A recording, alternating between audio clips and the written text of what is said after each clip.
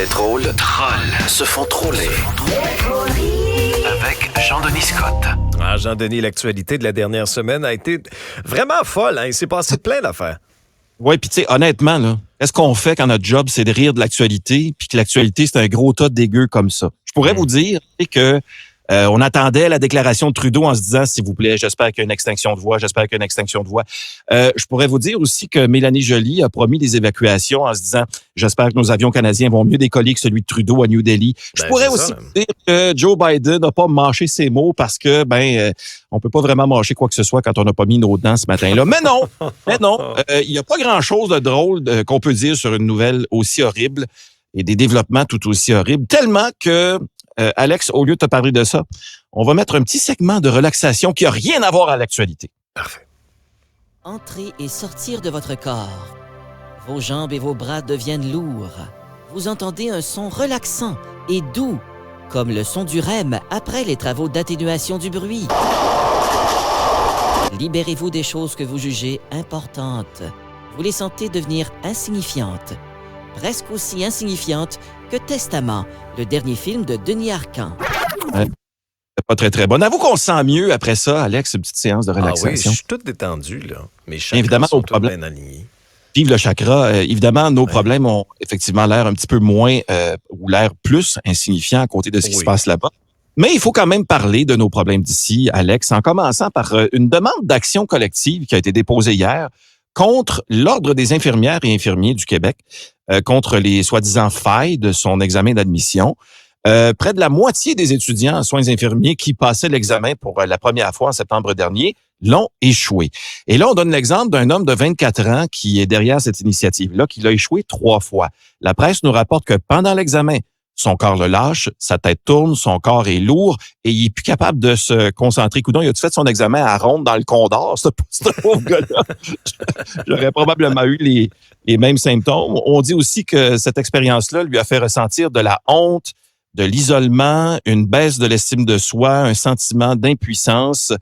Ou comme tous ceux qui ont voté pour la CAQ aux élections partielles dans Jean Talon, vous comprenez, c'est un effet secondaire normal. Alors, avis à ceux qui n'ont pas réussi l'examen, l'action collective réclame pour chaque personne qui va s'inscrire, c'est quoi le montant? 30 000 y a-t-il un lien que je peux cliquer pour aller échouer l'examen, moi aussi?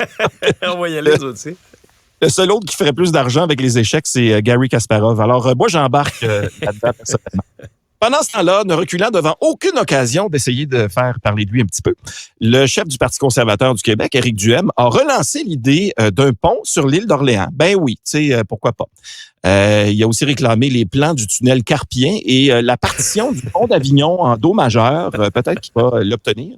Alors, il était en conférence de presse mardi à la tribune de presse parlementaire à Québec. Duhaime qui parlait du dossier de l'intérêt renouvelé envers le troisième lien en disant « C'est un cheminement extrêmement positif pour nous, dans un discours qui est empreint d'une certaine émotion, je te dirais. Remarque qu'à défaut d'être élu, il est ému. Hein, faut croire, il y a juste une lettre de différence.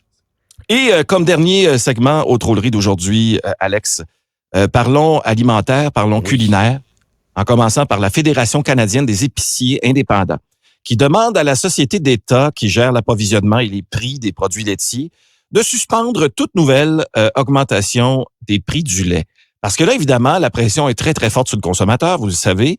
C'est rendu qu'on demande au commis d'épicerie s'il y a de la réduflation sans lactose. Ces tablettes, ça, c'est rendu quand même assez grave. Et là, le prix du lait pourrait augmenter à l'épicerie et ça ferait une toute autre catégorie d'affaires pas achetables, les produits laitiers. Cette semaine à l'épicerie, le lingot de fromage est en vente à 1756 $ l'once. Et comment acheter un brie sans que le paiement vous transforme en pâte molle à croûte lavée? On va faire plusieurs versements, Jean-Denis, sur notre des versements de lait sans lactose, espérons-le. Et là, si on reste un peu dans la catégorie de l'alimentation, mais l'alimentation peut être spirituelle dans ce cas-là, Alex, il y a un beauceron, un entrepreneur qui est devenu millionnaire à la retraite, en terminant, qui a réussi à convaincre le milieu financier de la Beauce d'investir 1,2 million de dollars pour faire quoi? Pour faire pousser des légumes dans une église. Cette semaine à l'épicerie, achetez vos fines herbes à l'église en récitant 3 Notre Père si On assistera à la nomination d'un nouveau souverain pontife, le pape Rica, et la meilleure des fines herbes d'église, le basilic Notre-Dame. Mettez ça sur mon pâte. Ah, ça va être un délice. Merci, Jean-Denis. Et c'est tout.